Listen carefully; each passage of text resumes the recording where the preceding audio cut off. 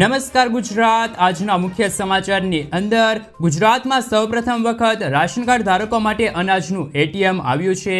એમના મહત્વપૂર્ણ સમાચાર તો ખેડૂતો માટે કેબિનેટ બેઠકની અંદર બે મોટા નિર્ણયો, 500 રૂપિયાની નોટને લઈને મોટા સમાચાર, તો દિવાળી આવતા 500 રૂપિયામાં ગેસ સિલિન્ડર, લાખો નાગરિકો માટે ફાયદાકારક નિર્ણય, ખાદ્ય તેલ રાશન કાર્ડ ખેડૂતો માટે ફ્રી જાહેરાત અને એલર્ટવાળી હવામાન વિભાગ અને અંબાલાલ પટેલની આગાહી સાથે 2000 રૂપિયાનો 18મો હપ્તો અને દિવાળીની ભેટ સાથે બાળકો માટે નવી યોજના કે જેમનો સીધો લાભ મળશે અને કૃષિ મંત્રીના હસ્તે નવી યોજના શરૂ। અને આજના સૌથી મોટા ખેડૂત સમાચાર જાણીશું આજના આ વિડીયોની અંદર।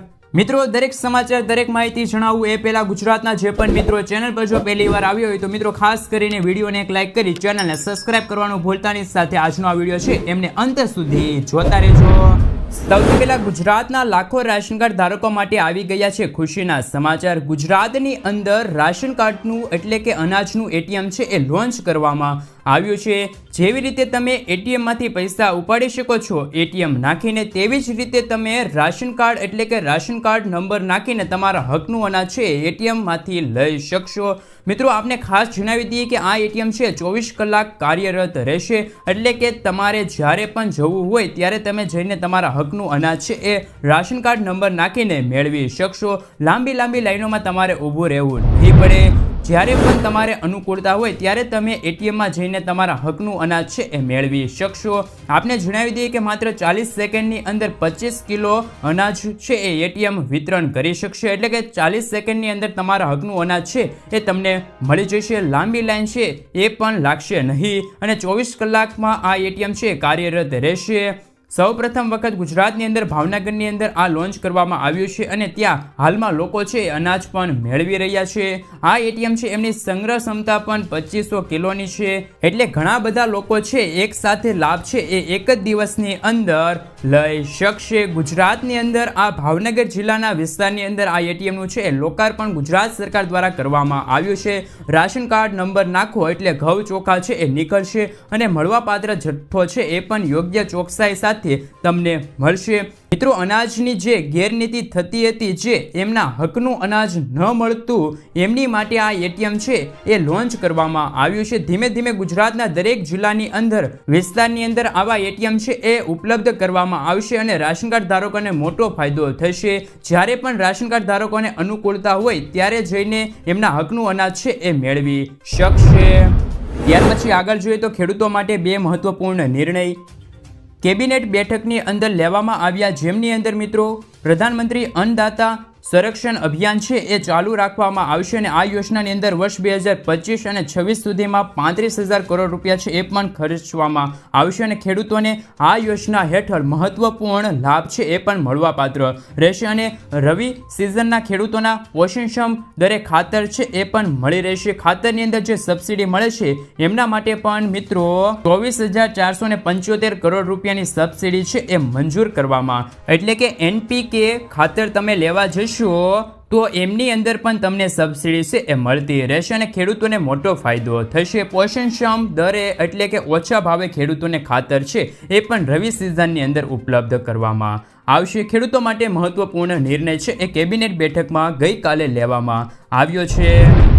ત્યાર પછી 500 રૂપિયાની નોટને લઈને મહત્વપૂર્ણ સમાચાર મળી રહ્યા છે। 100, 200 અને 500ની નોટ છે રિઝર્વ બેંક ઓફ ઇન્ડિયા દ્વારા બહાર પાડવામાં આવેલી છે, પરંતુ ઘણી વખત નકલી નોટો બનાવનારા લોકો છે સરકારી અથવા તો ખાનગી બેંકોને છેતરે છે અને ખાનગી એટીએમ હોય એમની અંદર 500 રૂપિયાની નોટ છે એ નાખી દે છે અને આવા કિસ્સાઓની અંદર તમે એટીએમમાંથી પૈસા ઉપાડવા જાઓ છો ત્યારે તમારા હાથની અંદર 500 રૂપિયાની નકલી નોટ છે એ આવી જાય છે અને આ નકલી નોટને સ્વીકારવાનો બેંક પણ ઇનકાર કરી દે છે। એવા કિસ્સાની અંદર તમારે ઘણી બધી સમસ્યાઓ ઊભી થાય છે અને ઘણી વખત તમે એટીએમમાંથી જૂની નોટો છે એ પણ નીકળતી જોઈએ છે અને ઘણી વખત નોટો ઓળખવામાં પણ મુશ્કેલ થાય એવી પણ નોટો નીકળતી હશે। તો મિત્રો, આપને જણાવી દઈએ કે જ્યારે પણ આવી ફાટેલી નોટો ઓળખવામાં મુશ્કેલી થાય એવી નોટો નીકળે તો તાત્કાલિક તમારે નજીકની બેંક શાખામાં જવાનું છે અને ત્યારે નજીકની બેંક શાખામાં જવાનું છે અને એ નોટો છે એ બદલાવી લેવાની છે. રિઝર્વ બેંક ઓફ ઇન્ડિયાના નિયમો અનુસાર કોઈ પણ બેંક છે એ મુશ્કેલી વિના તમારું આ ફાટેલી નોટો છે એ બદલાવી દેશે. અને જ્યારે પણ તમે 500 રૂપિયાની નોટ છે એટીએમમાંથી કાઢો છો ત્યારે પણ તમારે ચેક કરી લેવાનું છે કે આ નોટ અસલી છે કે નહીં, કેમ કે હાલમાં ઘણા રાજ્યોમાં આવી સમસ્યાઓ છે આવી રહી છે. ત્યાર પછી આગળ જોઈએ તો લાખો નાગરિકો માટે ફાયદાકારક નિર્ણય હર્ષ સંઘવીએ લીધો છે. તેમણે કહ્યું છે કે ગુજરાતની અંદર નાગરિકોના પ્રશ્નોનું નિરાકરણ સ્થાનિક સ્તરેથી જ આવે એટલા માટે દર સોમ અને મંગળવારે ફરજિયાતપણે નાગરિકોના પ્રશ્નો છે એ પોલીસ સાંભળશે, જેમના કારણે નાગરિકોને જેટલા પ્રશ્નો છે એમનું નિરાકરણ વહેલી તકે આવે. તો પોલીસ છે એ હવે દર સોમવારે અને મંગળવારે નાગરિકો છે એ લોકો છે એમના પ્રશ્નો સાંભળશે અને તેમનું નિરાકરણ છે એ પણ વહેલી તકે લાવશે. ત્યાર પછી ખેડૂતો માટે ફ્રી જાહેરાત કરવામાં આવી છે. ખેડૂતોને સશક્ત અને આત્મનિર્ભર બનાવવા માટે ઘણી બધી યોજનાઓ ચલાવવામાં આવે છે. એમાંથી એક પ્રધાનમંત્રી ફસલ વીમા યોજના છે. જો કે ગુજરાતની અંદર પાક વીમો પ્રધાનમંત્રી ફસલ વીમો યોજના છે એ ઘણા બધા ખેડૂતો છે તે ઓછી લીધેલી એટલે કે ઓછા લોકોએ લાભ લીધું છે. એમ છતાં પણ જે લોકો કોઈ ફરિયાદ હોય તો એમની માટે ટોલ ફ્રી નંબર છે જાહેર કરવામાં આવ્યો છે. 14 447 નંબર ઉપર તમે છે તે ફોન કરીને તમારી ફરિયાદ છે અથવા તો પાક વીમાને લઈને રિલેટેડ છે પ્રધાનમંત્રી ફસલ વીમાને લઈને માહિતી છે તમે લઈ શકો છો.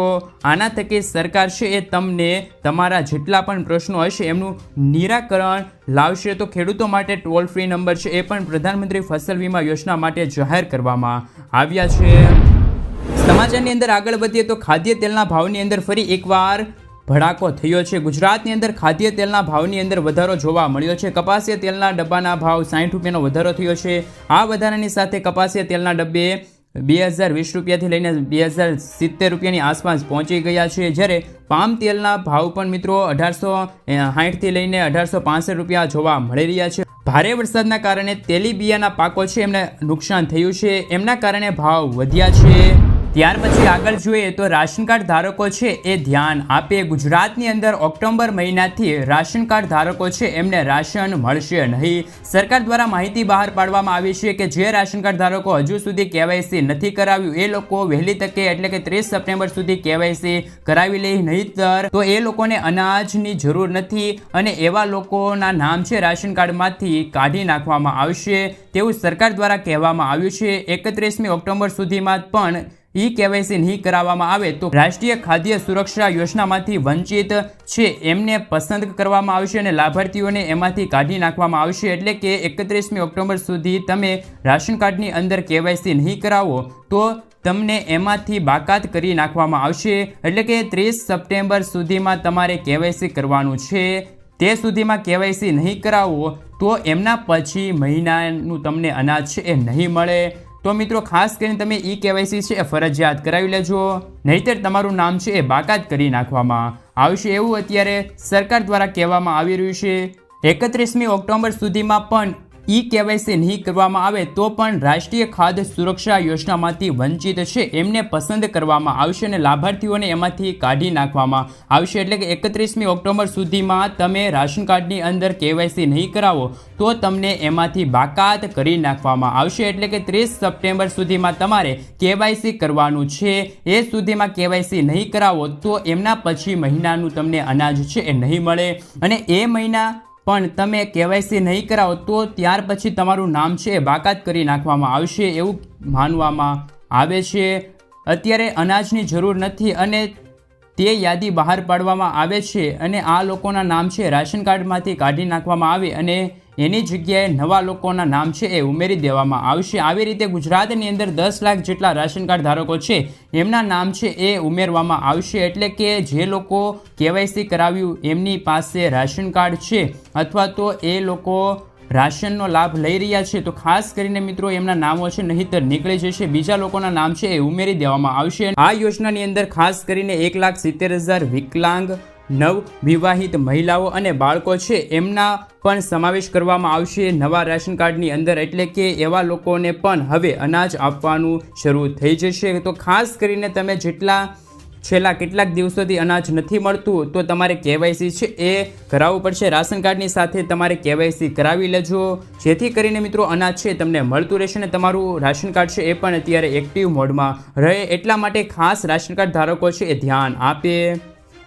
ત્યાર પછી આગળ જોઈએ તો ગુજરાતના કૃષિ મંત્રી રાઘવજી પટેલ દ્વારા ગુજરાતના ખેડૂતો માટે ખેડૂત કલ્યાણકારી યોજનાઓ છે એ આઈ ખેડૂત પોર્ટલ ઉપર ખુલ્લી મૂકવામાં આવી છે, જેમની અંદર જેવા ઘટકો જેમ કે મિત્રો ખેત ઓજારો, એગ્રો સર્વિસ પ્રોવાઈડર, પાક મૂલ્ય વૃદ્ધિના સાધનો છે એ ફાર્મ મશીનરી છે, બેંક મિલ્સ પ્રોસેસ યુનિટના સાધનો છે, તાલપત્રી પાક સંરક્ષણ સાધનો છે, એમની પાવર ટેલર હોય, પાવર સંચાલિત પંપ હોય, સોલાર યુનિટ હોય, સોલાર પાવર યુનિટ હોય, કીટ હોય, સાથે મિત્રો વોટર કેરિંગ પાઇપલાઇન હોય અને રાઇડ ઓન સેલ્ફ પ્રોવાઈડ મલ્ટીપ્લસ ટૂલબાર હોય અથવા તો સનેડો હોય, એમની ખરીદી માટે ખેડૂતોની સબસિડી છે એ મળવાપાત્ર રહેશે. 7 દિવસ સુધી ખેડૂતો છે ઓનલાઈન અરજી કરી શકશે. 21 તારીખથી 27 તારીખ દરમિયાન સવારે 10 વાગ્યાથી છે તે ઓનલાઈન અરજી કરી શકશે. તો મિત્રો ઘણા બધા એવા ઓજારો છે જે સાધનો છે એ ખેતીની અંદર ઉપયોગી થાય,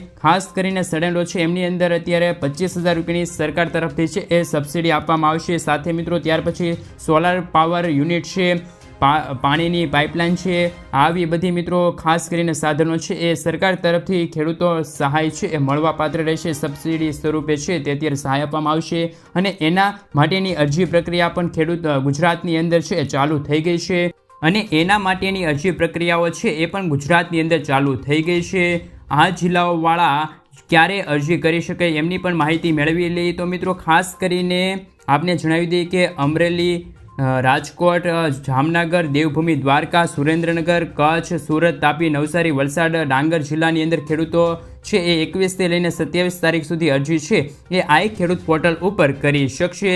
જ્યારે અમદાવાદ, ખેડા, આણંદ, ગાંધીનગર, જૂનાગઢ, ગીર સોમનાથ, અમરેલી, પોરબંદર, ભાવનગર, બોટાદ જિલ્લાઓના ખેડૂતો છે એ 23થી લઈને 29 સપ્ટેમ્બરની વચ્ચે અરજી કરી શકશે. જ્યારે ઉત્તર ગુજરાત, મહેસાણા, પાટણ, સાબરકાંઠા, બનાસકાંઠા, અરવલ્લી, વડોદરા, છોટાઉદેપુર, પંચમહાલ, મહીસાગર, દાહોદ, ભરૂચ, નર્મદા જિલ્લાઓમાં ખેડૂત ભાઈઓ છે એ 24થી લઈને 30 સપ્ટેમ્બરની વચ્ચે ઓનલાઈન અરજી કરી શકશે. આઈ ખેડૂત પોર્ટલ ઉપર છે એ અરજી કરી શકશે. મિત્રો દર વર્ષે આઈ ખેડૂત પોર્ટલ છે એ ડાઉન જતું હોય છે, જેમને કારણે સરકારે આ વ્યવસ્થા કરી છે. એટલે કે અલગ અલગ તારીખની અંદર અલગ અલગ જિલ્લાઓના ખેડૂત ભાઈઓ છે એ ઓનલાઈન અરજી કરી શકશે અને ખેડૂતોના દરેક ખેડૂત ભાઈઓ છે ખાસ કરીને મિત્રો એ લાભ લઈ શકે. તો ખાસ કરીને કૃષિ સાધનો માટે અરજી કરવા માગો છો તો સબસિડી સ્વરૂપે પૈસા મળશે તમને વહેલી તકે. 21થી લઈને મિત્રો ખાસ કરીને જિલ્લાઓ પ્રમાણે 29 તારીખની વચ્ચે અરજી છે એ કરી દેજો. આ માહિતી ગુજરાતના દરેક ખેડૂત ભાઈઓ જાણી શકે એટલા માટે આ વિડીયો બને એટલો શેર કરી દેજો. સમાચારની અંદર આગળ વધીએ તો 18મા હપ્તાને લઈને મહત્વપૂર્ણ સમાચાર કે દિવાળી પહેલાં ખેડૂતોને 18મો હપ્તો એટલે કે 2,000 રૂપિયા છે એ બેંકના ખાતાની અંદર મળી જશે. કૃષિ મંત્રાલયે દિવાળી પહેલાં લાભાર્થીઓને ખેડૂતોને સન્માન નિધિ યોજનાનો 18મો હપ્તો છે એ આપવા જઈ રહ્યું છે. કેન્દ્ર સરકારે આ માટેની તૈયારીઓ છે એ શરૂ પણ કરી દીધી છે. ખેડૂતોને તેમનો લાભ મળે એ માટે કેન્દ્ર સરકારે કૃષિ અધિકારીઓને કહ્યું છે કે ખાસ કરીને ખેડૂત ભાઈઓ છે એમને KYC કરાવી લે, જેથી કરીને એમના આધાર ઉપર 18મો હપ્તો છે એ એમના ખાતાની અંદર મોકલવામાં આવે અને છેલ્લે 17મો હપ્તો છે એ દેશના લગભગ 9 કરોડ ખેડૂતોના ખાતાની અંદર પહોંચ્યો હતો. એવી જ રીતે દિવાળી પહેલાં છે તે ખેડૂતોને ભેટ આપવામાં આવશે. 18મો હપ્તો છે એ ખેડૂતોના ખાતાની અંદર જમા કરી દેવામાં આવશે. ત્યાર પછી આગળ જોઈએ તો દિવાળી પહેલાં 500 રૂપિયામાં ગેસ સિલિન્ડર મળશે. હરિયાણાના CMએ ખાસ કરીને હર ઘર ગૃહિણી યોજના પોર્ટલ છે એ લોન્ચ કર્યું છે. આ પોર્ટલ અંતર્ગત અત્યોદય પરિવારોના જે રાશન કાર્ડ ધારકો છે એમને 500 રૂપિયામાં ગેસ સિલિન્ડર છે એ આપવામાં આવશે. લગભગ હરિયાણામાં 50 લાખથી વધારે BPLના રાશન કાર્ડ ધારકો છે એમને પણ 500 રૂપિયામાં ગેસ સિલિન્ડર છે એ આપવામાં આવશે અને આ માટે ત્યાંની સરકાર છે પણ 1500 કરોડ રૂપિયાની છે એ મિત્રો અત્યારે જાહેરાત કરી છે, ખર્ચ કર્યો છે. મિત્રો ગુજરાતની અંદર પણ દિવાળી પહેલાં જે ખાસ કરીને અત્યોદય રાશન કાર્ડ ધારકો છે એમને પણ BPLના રાશન કાર્ડ ધારકો છે એમને પણ 500 રૂપિયામાં ગેસ સિલિન્ડર મળવો જોઈએ કે ના મળવો જોઈએ, ખાસ નીચે કોમેન્ટ બોક્સમાં કોમેન્ટ કરીને જણાવી દેજો.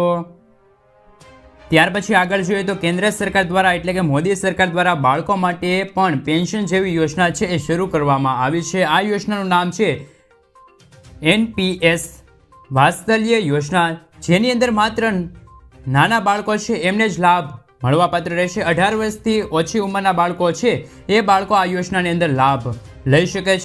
તો મિત્રો આપણે જણાવી દઈએ કે હાલમાં વરાપ છે એ પણ ગુજરાતની અંદર ચાલી રહી છે અને ખેડૂતોને મગફળી છે એ પણ ઉપાડવી છે. ત્યારે ખાસ ધ્યાન રાખજો કે 25 તારીખ પછી વરસાદનો એક નાનો રાઉન્ડ છે એ આવી શકે છે. ત્યારે અંબાલાલ પટેલે પણ કહ્યું છે કે 22 સપ્ટેમ્બર સુધી ગુજરાતમાં છૂટાછવાયેલા વિસ્તારોની અંદર વરસાદી ઝાપટા છે જોવા મળશે.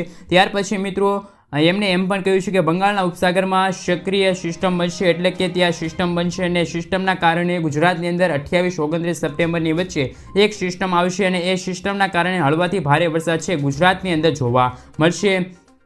એમાં ખાસ કરીને દક્ષિણ ગુજરાત, વડોદરા, આણંદ છે, નડિયાદ છે, અમદાવાદ છે, ગાંધીનગર છે, સુરત છે, તેમના